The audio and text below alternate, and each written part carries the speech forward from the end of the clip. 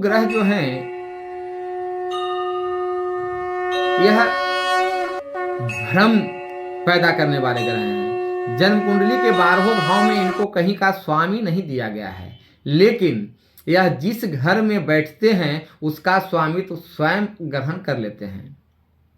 और स्वामित्व ग्रहण ही नहीं करते, जिसके घर में बैठते हैं उस ग्रह को खराब कर देते हैं, जिस पर दृष्टि डालते हैं उसको खराब कर देते हैं, जिसके साथ युक्ति होती है उसको खराब कर देते हैं, चाहे वह कोई भी ग्रह हो। तो अब राहु को जो है कहीं का अस्थाई माने कारकत्व नहीं दिया गया है, लेकिन जहां बैठे जहां दृष्टि डाले वहां अपना हक जमा लेते हैं। तो राहु ग्रह जो है ज्यादातर दिक्कत कहां आती है कि राहु ग्रह अगर आपके उच्च के हो गए। राहु ग्रह का उच्च का होना भी अच्छा नहीं कहा गया है,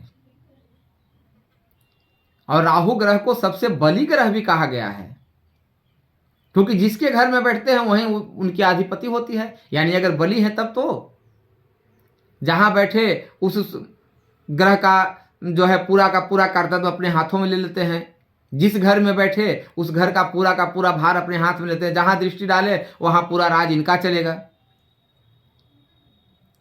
तो यह जो है जन्म कुंडली में राहु को खराब देखने के लिए अगर राहु अगर आपके जन्म कुंडली में उच्च के हो जाते हैं, खराब हैं, तो खास करके बुध को मजबूत करें, क्योंकि राहु जो है भ्रम का कारक है। यह बुद्धि पर ही भ्रम डाल देता है।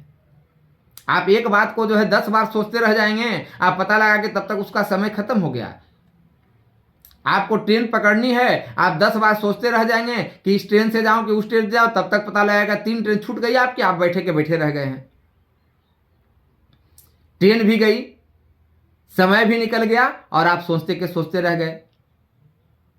तो राहु जो है भ्रम के कारक ग्रह हैं।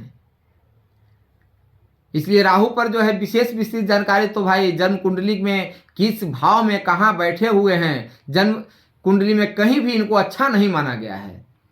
एक ही जगह अच्छा माना गया है षष्ठ भाव में, कि अगर षष्ठ भाव में राहु हैं या दशम में राहु हैं, तो कहावत है 10 में राहु, अगर 10 में राहु तो दुनिया बस में, 10 में राहु दुनिया बस में।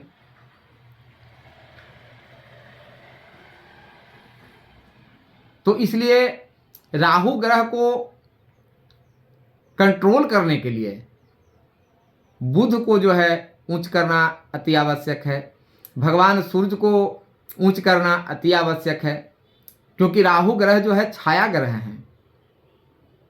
जिनकी जन्म कुंडली में सूर्य अगर ऊंच के बैठे होंगे, अगर 10वें भाव में सूर्य बैठा है और ऊंच के बैठ जाएं, तो फिर राहु की तो चलेगी ही नहीं, राहु बिल्कुल समाप्त हो गए। जन्म कुंडली में फिर राहु का कोई कारतत्व नहीं रह जाता है, क्योंकि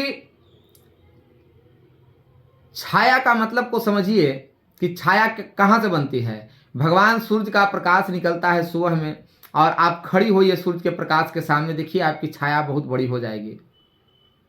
और यही अगर दोपहर का सूर्य भगवान अगर हैं और वहां पे आप खड़ी होइए तो छाया आपकी कम जाएगी। फिर शाम को देखिए कि सूर्य भगवान अगर अस्त होने जा रहे हैं, उनके प्रकाश में खड़ी हुई आपकी छाया लंबी हो जाएगी। अब सोच लीजिए कि सूर्य से ही राहु का विचार किया जाता है कि सूर्य किस भाव में है, किस स्थिति में है सूर्यदेव। तो सूर्यदेव जिस स्थिति में भी होंगे उसी स्थिति से यह पता चलेगा कि आपका राहु कैसा है।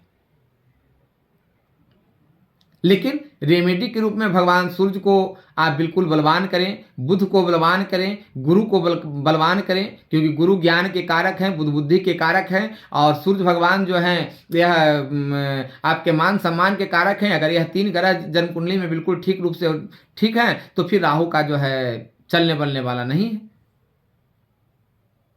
इसी के साथ जय सिया राम। और फिर अगले वीडियो में मैं लगनबाई वीडियो बना करके आप लोगों के पास प्रस्तुत करूंगा।